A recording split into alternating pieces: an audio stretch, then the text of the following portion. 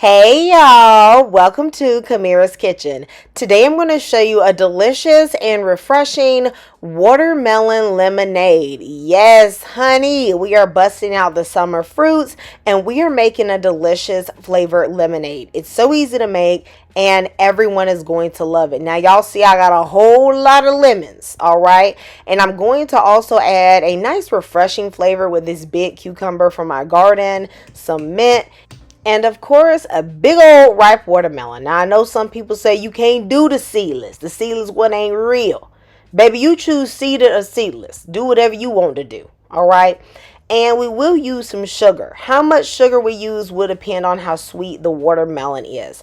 To get a sweet, ripe watermelon, my best strategy is to find one that is dark green with a big old yellow spot. That yellow spot will indicate that it's sat in the field for a long time and ripened. If the rind look beat up, usually the watermelon is good. Okay. Now I'm going to make a simple syrup with 1 cup of sugar and 1 cup of water. I will set this aside to cool while I prepare the rest of the ingredients, and I'll just use this to sweeten as necessary. Now I'm using some big old lemons as well as a couple that I just need to get rid of, and I am going to end up juicing the lemons. I find that to be the fastest way to handle them and you get the most juice. However, I don't like to juice the rinds, the white part or the outer part, because I find that the white part especially can be bitter and I don't want that taste. Now y'all is probably asking, girl, where them limes come from? I had some that was on the edge of their life, so I decided I was going to just throw in a couple limes. Limes and watermelon go together real bad, all right? As well as cucumber. Now, you don't have to use cucumber. I find it just gives a nice little refreshing aftertaste, but I am literally getting like 2 or 3 cucumbers a day off my plant, so I'm going to just go ahead and add that. Now, I knew I had picked a good watermelon when I saw that Y. You see that little Y in the middle? That lets you know your melon is sweet and it is at peak ripeness. It ain't going to get no riper than it is right now. Okay, so this was an excellent one to choose. My favorite thing to do is to just cut the watermelon in half and then turn it over and then cut off the rind on the side. I think that's the fastest way to peel a watermelon without losing that much of the inner meat. How much watermelon you use is going to depend on how much lemonade you want to make. Some people will use a little bit of the watermelon juice and then they'll add additional water.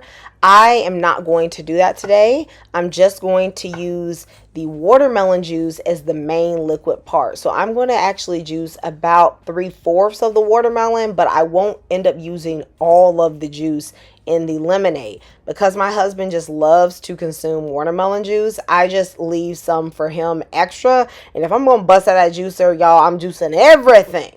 Okay, so y'all, this is my juicer. I'm using the Canoly. This video is not sponsored by them, though they have sponsored some videos for me in the past.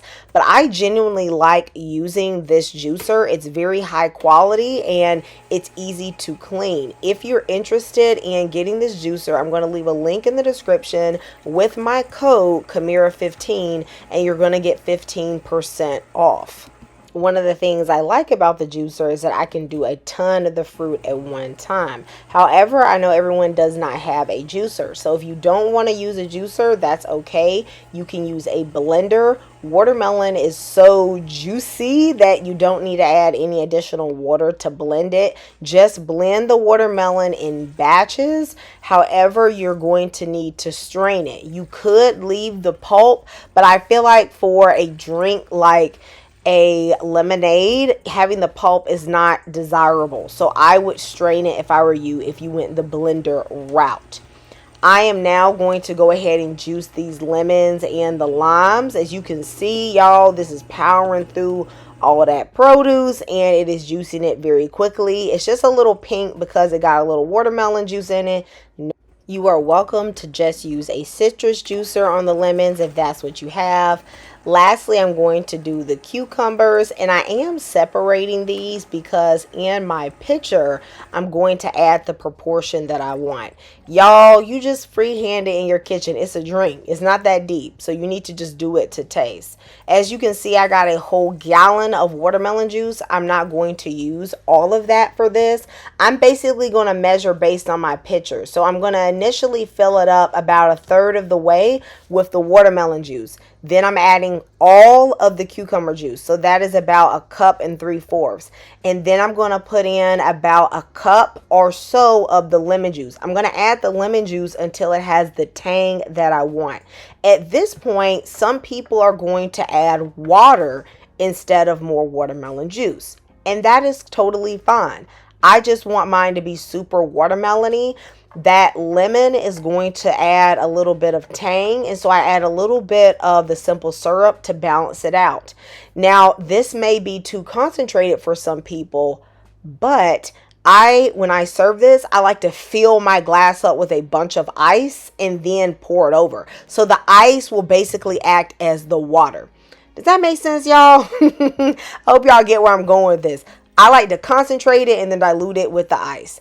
And y'all, this is a very delicious watermelon lemonade. It's very refreshing. It's going to cool you down. You have that mint thrown in there. It's going to add a little essence to it that is so good. Y'all let me know if you are going to make this. Guys, I'll see you next time in Camille's Kitchen. Goodbye and God bless.